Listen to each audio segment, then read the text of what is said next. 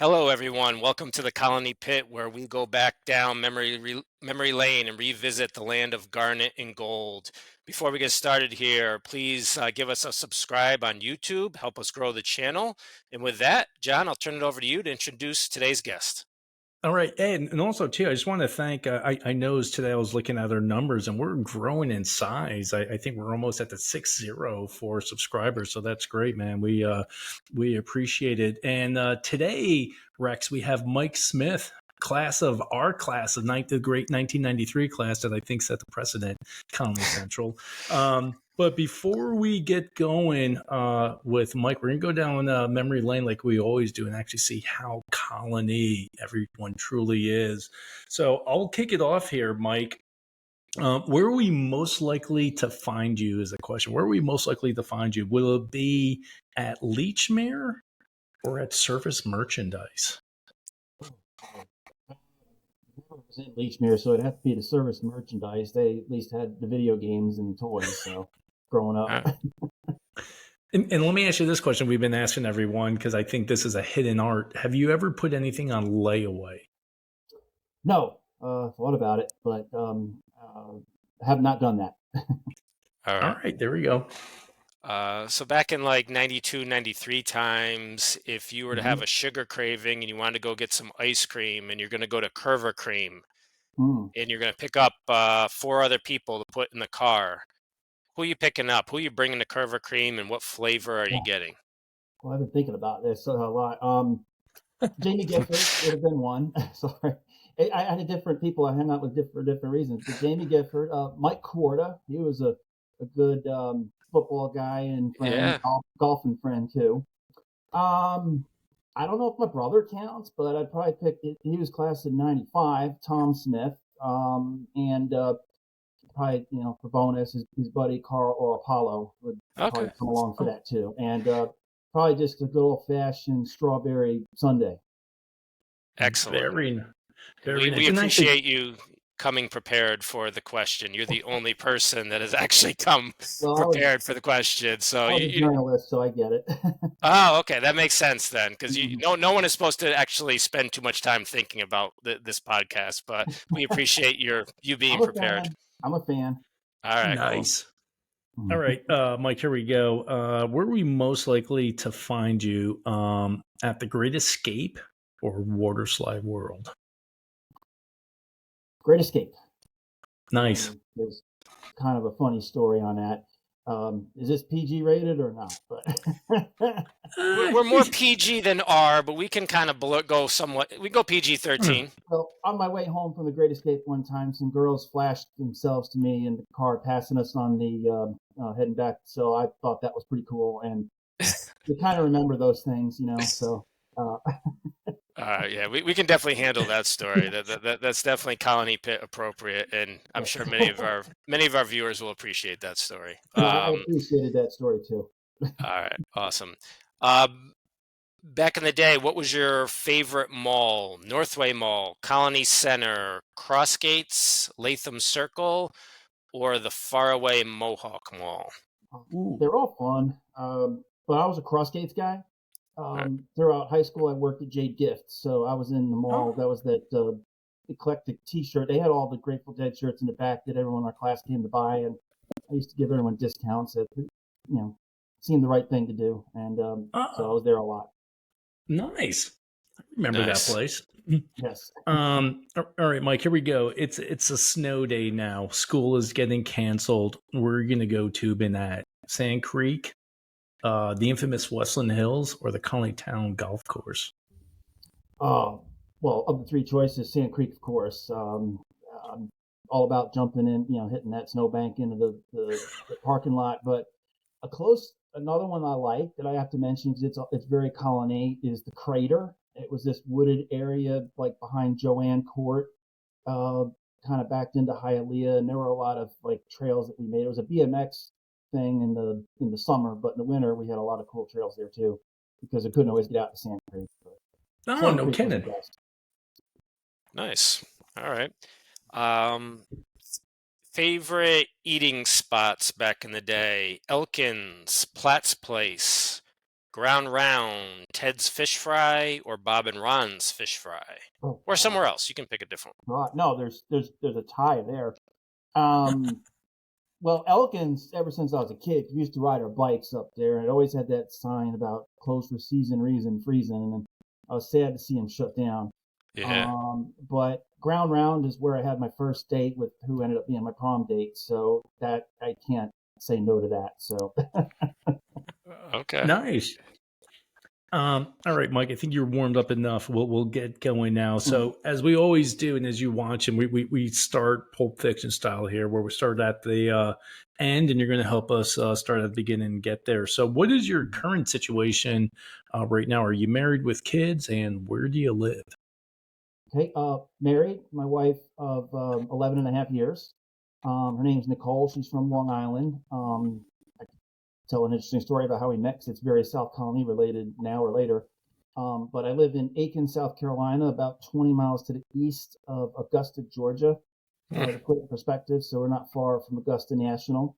Yeah.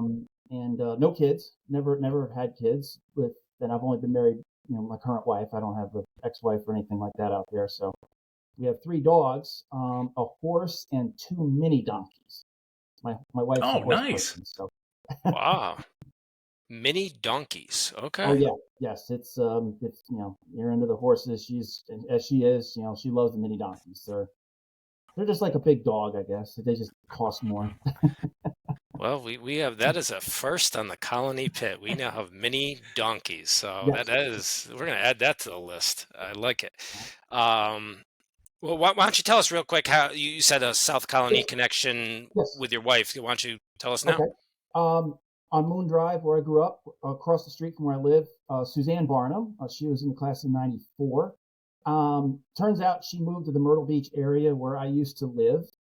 For a long, long time, we caught up, and she said, "Hey, I don't know if you're looking for anybody, but I know somebody. You might hit it off." And it took a little while, before we reached out, and well, that was 13 years ago. So, Wow. Suzanne ended up being part of the wedding, and so it's amazing. Someone I grew up the street with in South Colony, I reunite with in the Myrtle Beach area, Horry County, and get introduced to who becomes my current wife. So, Oh, that's awesome. That's storybook right there. That there that it is. that is That's how Garnet. you know it was meant to be, Right. Yeah, among other absolutely. things. Especially when you get someone so far back in your life, then comes Yeah. back into it and then influences the whole rest of your life. That's Yes. pretty awesome. Yes. Well, So special. congratulations. Thank you. Thank you. Kind of following up on that tip of who lived around you and stuff. Why don't you explain to everyone the general area of Colony that you lived? I know you named the street, but like generally, kind of where was that in Colony, and who were Mhm. some of the other people that lived in your general neighborhood vicinity, something like that. Sure. Sure. So I lived off Sand Creek Road, a few blocks from the intersection of Wolf Road and Sand Creek Road. I getting directions wrong, but you're on Sand. You leave the high school, you go down Sand Creek, you pass, Jerry's Bike Shop and Yep. Shop and Save. Ooh. You go up under the overpasses, and then you start running into the streets that were in my area. I think we were like the second. Space Boulevard's like the second or third on the left. Uh, People in our class, Brian Page lived on Moon Drive. So did Suzanne Trainer. Oh yeah. And some people, I mentioned Suzanne Barnum.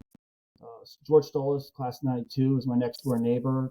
The Bach family, Steve Bach, Peter Bach, All they right. live a few doors down. Those are the few that I can think of other than older kids that were in the neighborhood. Okay. Excellent.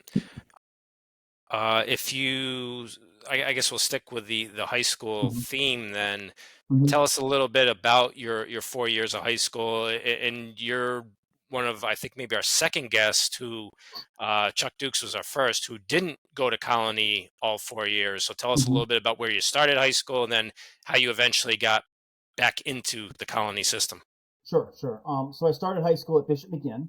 It was I was going to parochial school in grade 8 at the time in East Greenbush, and it just seemed like a natural feeder at the time. But I didn't grow up with any of those kids. I mean, they all, lived in the city, and whether it was Holy Names or some of those other schools in the Mhm. city, and so I just didn't really they all had their friends and were entrenched, and and then I'd see everyone. It was funny. The bus to take us to Bishop McGinn would pick us up over there by the woods where everyone went down the trail to go smoke, and so I'm seeing everyone. I'm at Colony, but not going to Colony, and Right. by the time 11th grade rolled around, it just I just didn't really fit in very well at Bishop McGinn, and I just was not happy there. So I came back to South Colony. I hadn't really talked to a lot of my classmates other than the ones who lived in my street for a long, long time. So I just kind of came in, kept a low profile, but it just, gradually, it just kept growing on me and growing on me. And then senior year, I just felt like I really broke out, in a good way. I couldn't do athletics at all my junior year because they were weird about recruiting, Transfers. transferring rules. Yeah. And, so I did indoor track and golf were my main sports. So Mr. Monaghan was trying his darndest to get me to play lacrosse in the spring. But I didn't because I had states coming up for golf, and I was like, oh my God, I'd love to play lacrosse, but I don't want to get hurt and not, states. That's like, big deal. So, so I was only in Colony, maybe not a little more than a year and a half, but I consider myself Garnet and Gold. I even, have the Raider as my avatar still on Facebook because I won't get too political on that, but Right. we're familiar with that story. So what was your event in track? What were you a specialist in? Well, they seem to catch me doing weird things in the yearbook. There's a picture of me doing the triple jump where I barely got to the sand and be at Hudson Valley, and that was a good shot. I mean, like my foot's in the sand. There's like no disturb. It's like frozen in time. And I took up the pole vault late. That was pretty fun. But my big event was the 300 meter. It was just strange because I'd done outdoor track at Bishop McGinn, and that's not a race for outdoor. You have the 400 or the 800, and I was not fast enough for or the 400 was just a little too long for me. I couldn't do any of the sprint races, and I didn't like distance. And so the 300 meter was a real fun race. I really enjoyed that. I think I won one race at a meet, and then at sectionals, I had like my best time ever, and over at I think it was at RPI, and wow. A lot of good memories, a lot of good friends too. It's not just the athletic accomplishments. I had a lot of friends in track, and it was just a great experience. Who were some of those friends? Well, again, I'd be lying if I didn't say that the girl I was dating at the time wasn't a part of it, but that was Tiffany Matthews. But Brian Scringe was a really good friend of mine. Too. Okay. So we all hung out at prom. A lot of Tiffany's friends also ran track, so I got to know them. Melanie Ruth was another one. Got to know Phil Fitzgerald a little bit. He had an amazing sense of humor. He had all kinds of funny stories they would just tell, and we're all there. I wouldn't say Jack Aponowitz. He was a good athlete. And, he actually came to Coastal Carolina University on a soccer scholarship where I went to college. So, those are just a few names. I mean, I knew a lot of the people who ran track. I wouldn't say they weren't friends. We were just acquaintances. Yeah, but, sure. But a lot of different people. Matt Richardson, I think, Josh Green. Right. Doug Hutton was a good runner. I remember that. He was legit. Quite a few good athletes there on the track team. Yeah, Alon Byers was fast. He was a year older than you, but he was the fastest. Yes. My buddy Mike Corda. He was a big shot put discus guy, so he was pretty good at that. Yeah. We're gonna get him on definitely. But nice. Coming from McGinn, did you have just because the sizes of the schools are so different back then? Was that a big adjustment? I know it was for me when I came in from Burnt Hills. I'm just curious, like, do you remember those first few days, like when the halls just bust out and there's a zillion kids? Was that an adjustment, or were just like, no big deal? A little bit of adjustment because Sand Creek, I'd gone there for 3.5 years, and that was a pretty big school as well. Yeah. But still, South Colony was a very, very big school, and it's easy to get lost in, especially when you're trying to, find your new classroom or wherever. Some of them were not obvious to find. Where to eat lunch was the big challenge, because it didn't occur to me that there was 2 cafeterias, and I picked the bigger one, the main one with right? But of course, senior year, I moved up to senior lounge. That was Like I remember we used to charge tolls to the underclassmen trying to pass through and help buy that couch. That was, I mean, Yeah. those are the kinds of things I remember that I like. Yeah. That was the high rent district over in Senior Lounge. Yes. Yeah. Yeah. Yeah. That's cool. So I was going to say, Mike, when you were playing golf, who was on the golf team with you during that time? Well, Nick Angerosa, Mhm. Matt's Angerosa from our class, younger brother. He was the number one golfer. I was number two. BJ Rosinski Yeah. played. Yep. He's an old baseball buddy from way back from the Little League days. Jeff Kelly played golf Mhm. for the team. My brother actually played. I don't think Alex Santoli. Maybe he did. I think he was part of the team too. I can't recall. I don't have my yearbook and whatnot in front of me, but I think it was like only 6 starters and maybe a couple other reserves. So I know we had some other players. I just can't think of them off the top of my head. And where did you guys practice? Did you go to the golf course, or did you stay at school, or how did that work The out? town. Well, actually, yeah, with the town of Colony, we just would play our practice rounds out there. That's where our matches were held.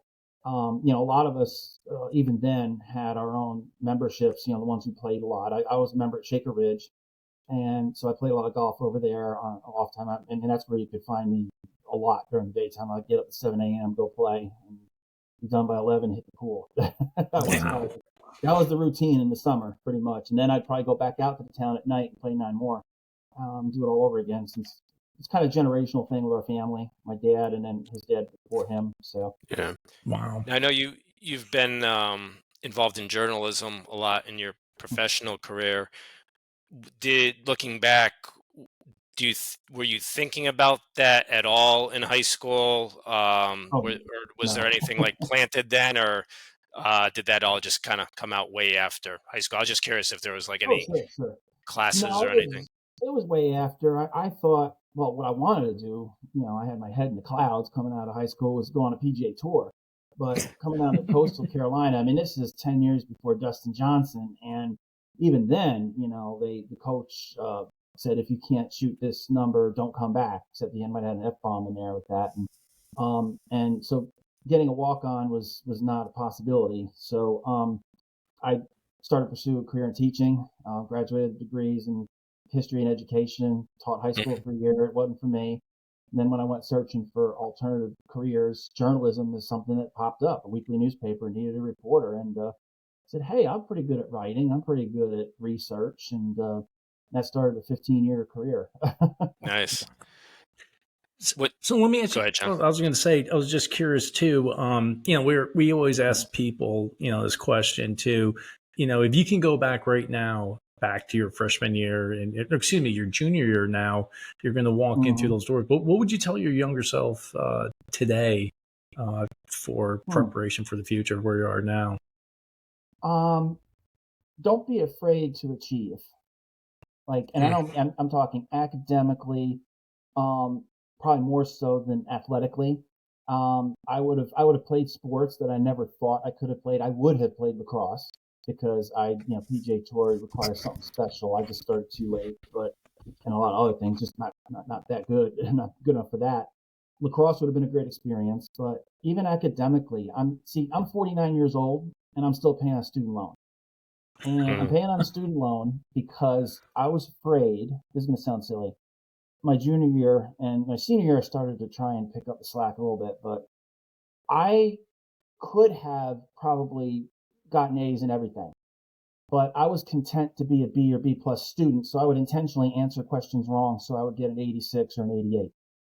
Because in elementary and middle school, I learned that book smarts weren't necessarily the path to popularity. I kind of carried that with me in high school, and unfortunately, and then when we went to the awards night, I think there in the last couple of weeks, everyone's walking up, getting scholarship this, scholarship that. Heck, I even got a letter from Siena from a guy saying, "Hey, come check us out." And my golf buddy at Catholic Central High School, Tom Miller, got an identical letter, and he got a 3/4 scholarship to Siena.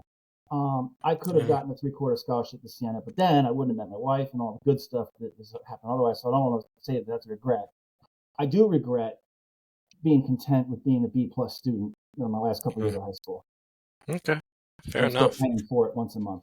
Yeah, no, that's a good lesson. That Kids out there should never be ashamed or afraid or scared of Hmm. achieving everything they can achieve. So that's a good lesson.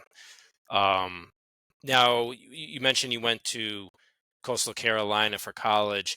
Did you know right after, like, was that the plan right at the end of your senior year? You graduate, you're going to enroll in Coastal Carolina for the fall, or was there like a gap year, or maybe community Hmm. college in between, anything like that? No, it was the plan. Yeah. Kind of what I just mentioned, golf path, but and then I mentioned Jack Aponowitz went, and he was dating Tracy Figler at the time, and so she went too. So it just seemed like, Ah, okay, people I know are going to Coastal Carolina, and now if I could do things over again too, I wouldn't have picked Coastal Carolina over Michigan in our little bracket that we did senior year because I was a bracket bust to begin with, but I was like, oh, I'm going to Coastal. They're going to be the upset. No, I got to do it. That was and that was just laughable. But I did come back a year later, did a semester at Hudson Valley because I did the fraternity thing, the drinking party thing, and grades suffered even more because I was more interested in that. So, And then so let me ask you a question back on up, that back one. up. So, yeah, I was gonna say, let me ask you a question on that one. So, I guess when you go to college, I guess at minimum you can get what 12 credits a semester. So more or less within that year, you should come out with 24 credits. How many credits did you come out 15, 15, your? Oh, well, I think it's 15. minimum 12. 12 Oh for yeah, full no, I'm saying you semester. usually get 15 though. Yeah. 5 courses, 3 classes, Hmm. or 3 credits, right? Yeah, yeah, Yeah, because I 12 to think 15. yeah. So how many credits did you have coming out before when you were heading up to Hudson Valley? Um, did I? I might have had 24. Probably because one course I didn't, I got a DN, and then I withdrew from another semester and just didn't fill it up. So Hmm. I think that's what, yeah. And then I went to Hudson Valley to regroup and find my way Oh, before okay. heading back down. It, Yeah, I just did a See, I thought you semester were at going to Hudson say like I Valley. had 4 total credits in that No, year. I'd be no, like, you did it right. You did it right your freshman year. right. So you went to the Valley for one semester, then went back to Coastal for the rest of your college career. Is that Correct. what I'm hearing? Correct. Okay. All right. Also, how did you I guess first of all, how did Coastal Carolina come about? Because John went to Wagner, which was a few hours away. I went to Stonehill, which was like 3 hours away. Which coming out of Colony, like you go more than 2 hours, that's considered really far. Right. Like you went way you went literally to a different part of the country. I went to Right. New England for God's sake. Right, right. Yep. It was Myrtle Beach is where we had been vacationing since I was 6, so I knew the area. So in a sense, it was like a second home because we'd been there. Sometimes we'd take 2 a year vacations there. Mhm. And then as I got into golf, it's a big golf community. So I Yeah. figured that would be natural. The plan was go to Coastal, get a job working on a golf course so I can get free golf if I don't make the golf team, which I eventually did, but and then go from there. So that's how it is Myrtle Beach. And my parents were planning to move to the Myrtle Beach area in a few years anyway. So this way I'm was like boots on the ground already, and that's how it ended up being. It was pretty much a single-minded thing, but it was already kind of growing a little bit. They just separated from University of South Carolina. It was a satellite campus, like SUNY has SUNY all over. It Oh, I was didn't know University that. of I South didn't know that. Carolina. Yeah, yeah, they were celebrating their first year of independence. They used to be USC Conway, because Conway is like 15 minutes from Myrtle Beach. So, Okay. but now it's obviously it's its own university, and they've grown like crazy because the area there has grown like crazy. So So is it now that you said it was affiliated with University of South Carolina, was it a private school or a public school? it was public. It was public school. It was, oh, okay. I would have thought it was private. Just Coastal Carolina sounds like a Yeah, private school. I, it I, does. I It does. Yep. No, it's public all right. school. I mean, it's pretty easy to get in. Mm. So, And but you said when I you were mean, it's down good there, Jack school. was.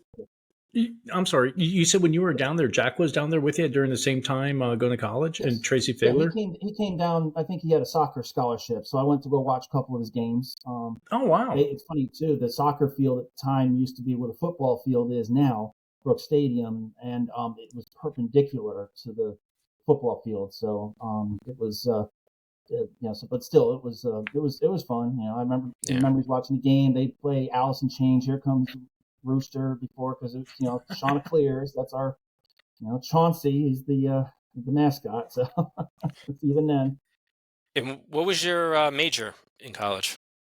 started as secondary education and art. Hmm. Art is an expensive major because in high school, our art teacher, Miss Ferber, she's great. All the supplies are right there. You just go grab them. In college, you have to go buy them, and mom and Yeah. dad's help runs out at some point. So, and I didn't want to spend little money I did have on art supplies. So I changed majors. I forget what oh, then I tried foreign language. My mom was a French teacher, and then even then, Spanish was overtaking French as the language. So um, I discovered history when I was up at Hudson Valley, and that ended up being my second part of my double major. So I'm secondary education history now with U.S. emphasis. Oh wow! Do you Okay. still paint? Do you paint still now, or no? No, I got out of art a long time ago. Yeah. Interesting. Very interesting. And now I guess I'll ask the same question again, but more in your college years. During college, any thought of journalism? None. None. I was, my mom was a teacher, so that's where I was kind of headed with that.